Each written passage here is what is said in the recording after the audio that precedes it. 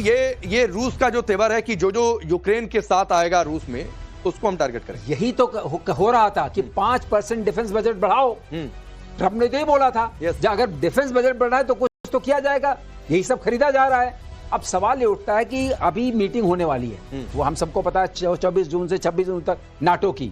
उस मीटिंग में यूएस का वो उनका डिफेंस सेक्रेटरी नहीं आ रहा है। ये एक बात ये है, लेकिन किस मुद्दे बात हो रही है? बजट बढ़ाने की।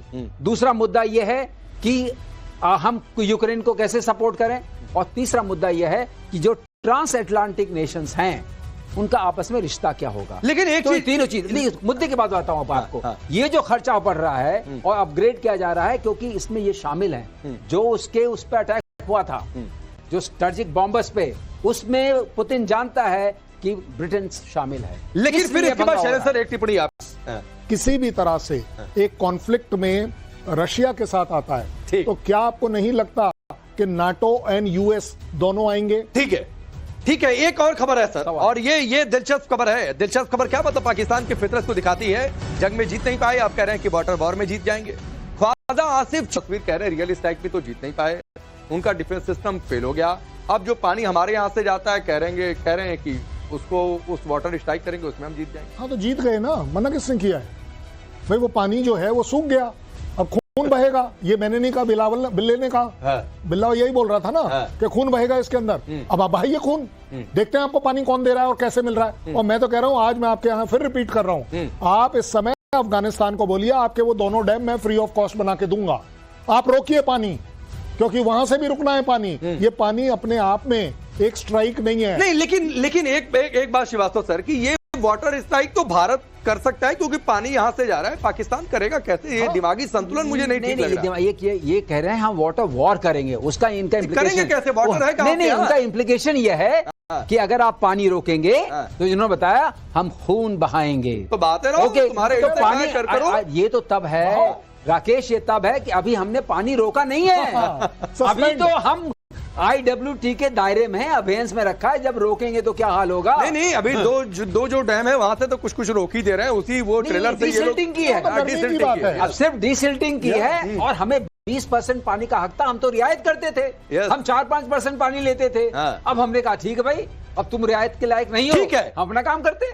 अब एक और तस्वीर, अभी आपने ख्वाजा आसिफ को सुना, आप सुनिए आसिम मुनीर को। बकरीद पर भी बाज नहीं है आसिम मुनीर, सोचिए उन लोग का फेस्टिवल है, उस पर भी अपना प्रोपेगेंडा चला रहा है। LOC पहुंचकर भारत के खिलाफ जहर उगला है मुनीर ने।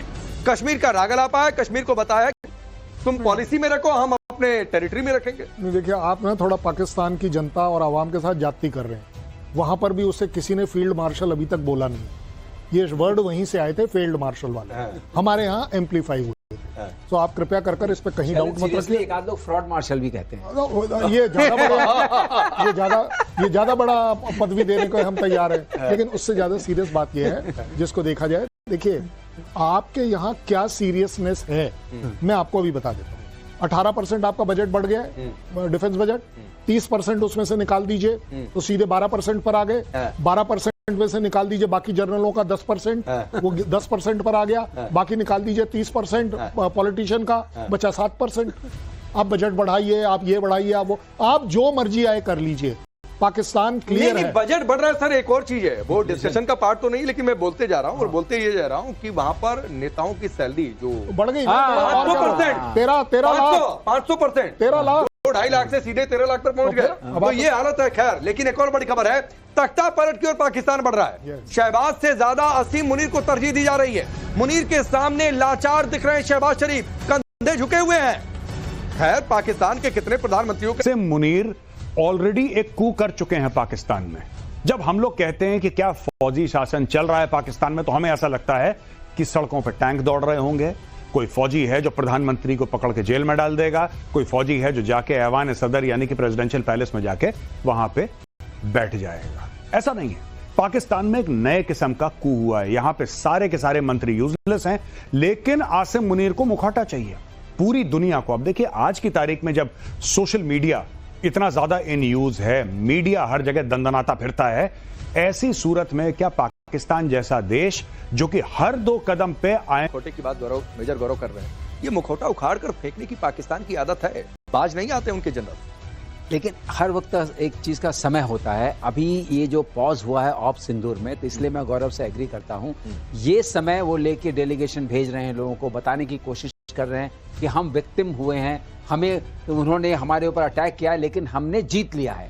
तो ये कहना चाहते हैं, अभी डिफेंस सिस्टम मांग रहा है अमेरिका जाकर, उनका डेलीगेशन जीत लिया है, कह रहा है हथियार दे दो। वो ऐसा है कि जीत भी लिया है, नहीं भी लिया है, मांग भी लिया है, खाली होगी, ये सब चलता रहता है। जो है ना, किसने कहा जीता नहीं है?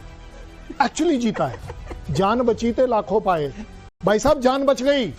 10 तारीख अगर पार हो जाती तो क्या होता, आप बता लीजिए।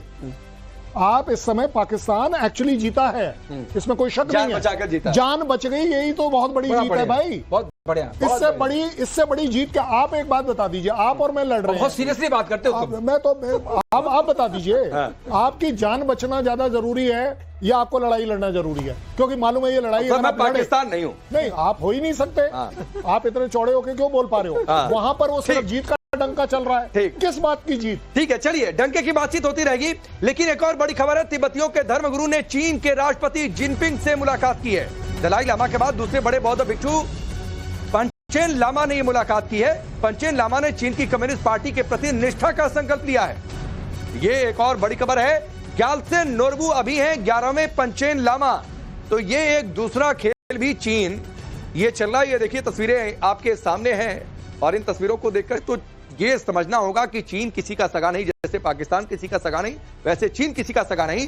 और इस दोस्ती के पीछे उसकी एक ही मंशा है, रशियन पहुंच तक, उसकी जो टेक्नोलॉजी है रूस की, वहां तक पहुंच बनाना, उनको चुराना और फिर उसके बाद पूरे रूस की सुरक्षा के लिए खतरा। ज्यादा बड़ी बात यह होगी कि हमें चाइना को बड़े सीरियसली समझना चाहिए, देखना चाहिए और उसके कंडक्ट को इवैल्यूएट करना चाहिए।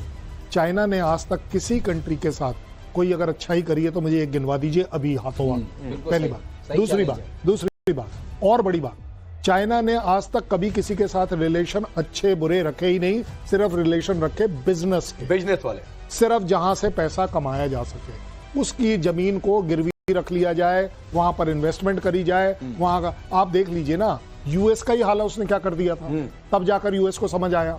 आज आप देख रहे हैं पाकिस्तान उसके चुंगल में जितनी जमीन, ये ना वो बिल्कुल ईस्ट इंडिया कंपनी वाली बात है कि पहले आपका पोर्ट लेंगे, फिर वहां पर सड़क बनाएंगे। तो ये बात सर मैं रोकता हूं, ये बात रूस को समझनी चाहिए कि भाई ये चीन दोस्ती लायक नहीं है, इसलिए इससे गलबैयां ना की जाए। कारण यह है कि जब तक हमास सरेंडर नहीं करेगा तब तक आईडीएफ गाजा में हमास को ठोकता रहेगा।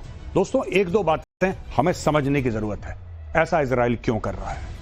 यह करार तोड़ा था हमास ने 2005 में, जब वहां पे चुनाव हुआ तो हमास इन पावर आ गया गाजा में, और फिर उसके बाद सारे के सारे जो इजरायली सेटलमेंट थे वहां से निकल गए। वहां पे इजरायली हुआ करते थे, वहां पे बसते थे, इजरायली सिविलियंस बसते थे। इजराइल ने $3 अरब खर्च करे और सबको निकाल दिया, सिर्फ इसलिए कि अमन चैन हो। लेकिन 7 अक्टूबर को करार तोड़ दिया, हमास ने दगा दिया, धोखा, और धोखा देने के बाद अब वो भुगत रहा है और मार मार के पूरा आप देख सकते हैं कि गाजा को मलबा बना दिया इजराइल ने। ठीक है, एक और बड़ी खबर है, एशिया में नया वॉर फ्रंट खुलने के संकेत हैं। कंबोडिया थाईलैंड सीमा पर झड़प हुई है, एक कंबोडियाई सैनिक की जान चली गई है। कंबोडिया ने बातचीत का प्रस्ताव ठुकरा दिया है, कंबोडिया ने इंटरनेशनल कोर्ट जाने की बात कही है। तो ये एक अलग संकेत है। शैलेंद्र सर, इस पर आपकी टिप्पणी जरूर। ये क्या